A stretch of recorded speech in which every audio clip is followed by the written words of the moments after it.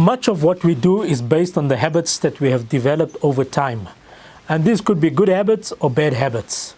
As they say, we first make our habits and then our habits make us. So don't underestimate the power of a good habit. And at the same time, don't underestimate the influence and the impact of a bad habit in a person's life. Now, we all got habits, good habits and bad habits. Good habits are difficult to form. Bad habits are difficult to break. But if you understand the cycle behind each habit, it will be easier for us to work with our habits. Now, these habits can be different. Financial habits, spending habits, business habits, thinking habits, behavioral habits, and all other types of habits. But all habits have one thing in common, and that is they all start off the same and they all follow a particular sequence. So when we're talking about habits, whether it's forming a good habit or whether it's breaking a bad habit, they all follow the same sequence. Three things: trigger, behavior, reward. Trigger, behavior, reward. You see a notification pops up on your screen. That's a trigger. You unlock your phone, you open the message, that's the behavior. You see who the message is from, that's the reward. So the revelation of who's messaging you, that's your reward. So every habit follows the same cycle: trigger, behavior, reward. Now let's delve into the subject further and let's talk about bad habits. And let's try and understand why people get into bad habits. The experts say that a person falls into bad habits for one of many reasons. It could be either due to stress. A person is highly stressed out, he reaches out for a cigarette, or he reaches out for comfort food. That's because of stress. Or because of influence. A person picks up a bad habit because of the company he keeps. Generally, he doesn't smoke. But when he's with his friends, he doesn't mind trying out 1 or 2 cigarettes. So sometimes it's because of influence. And one of the other reasons that the experts speak about is boredom. Just sheer boredom. Many people got a lot of time on their hand. They don't know what to do. So they binge, they eat a lot, or they end up spending hours and hours on end behind the device or behind the screen. So it's either due to stress, either due to boredom, or either due to influence. Again, how do we deal with bad habits?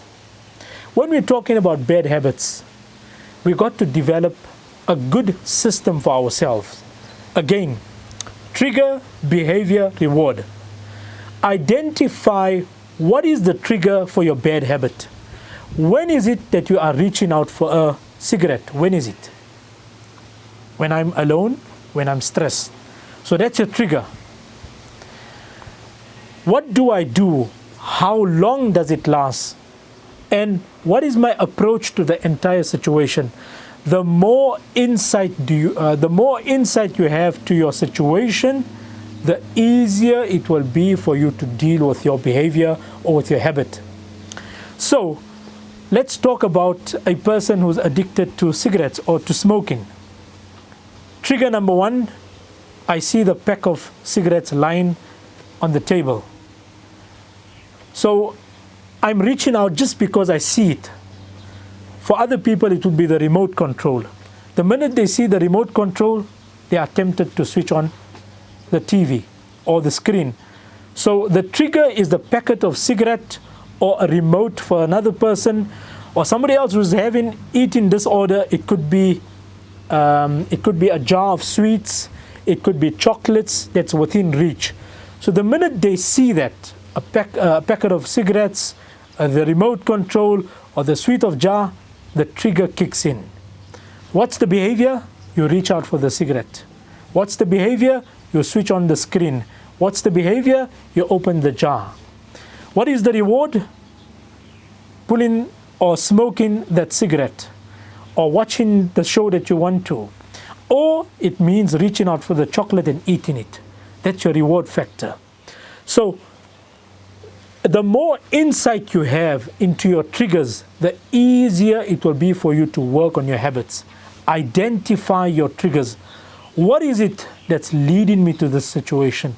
What is it that triggers this behavior? For some people, they are grappling with pornography. You got to identify what are your triggers. For many youngsters, it's being alone, at home, nobody around, free Wi-Fi, free internet access. You are with your phone, you are with your tablet, you are with your computer, you are with your tablet, there's no one around. So that's your trigger. Obviously, the behavior and the reward factor will follow after that. So step number 1, identify your triggers. Have good insight into them. Step number 2, make it difficult for you to carry out that behavior or that action. If you don't see the cigarette, you're not going to crave for smoking. If you don't see the remote, you're not going to want to switch on the screen. If you don't see the jar, you are not going to crave for any chocolates or sweet items or any sugary items for that matter. So make it difficult. Step number 2 is make it difficult for you to carry it out.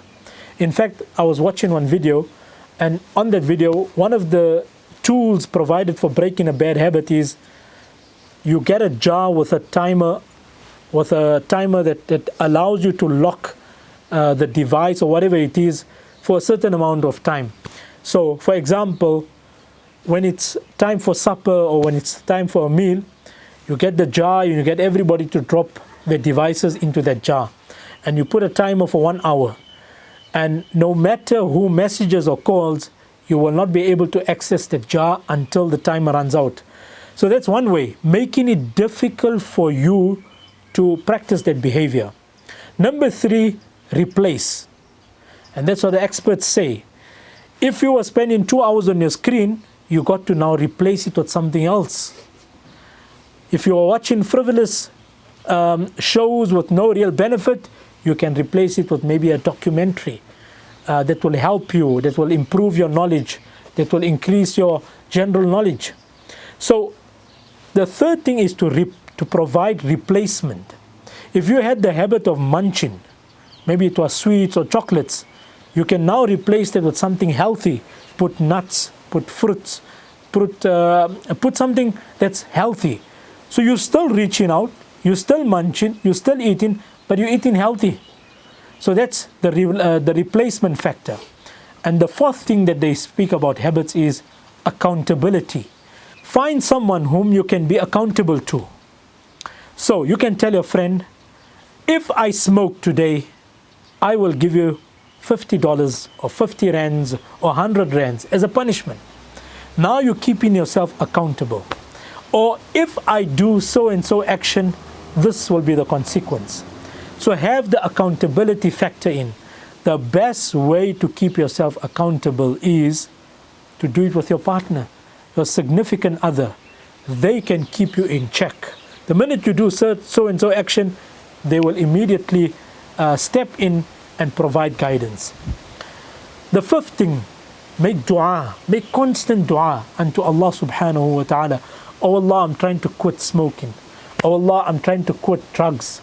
Oh Allah, I'm trying to quit substance abuse. Oh Allah, I'm trying to quit so and so action. Please help me. So use the element of dua to overcome your negative habits and your bad habits in life. The next thing is to keep the reward factor in mind. And a human is driven by reward. When he sees a good positive outcome, he wants some reward factor. And that is why we have the concept of thawab, or the concept of reward in Sharia. You read salah, this is your reward. You give out charity, this is your reward.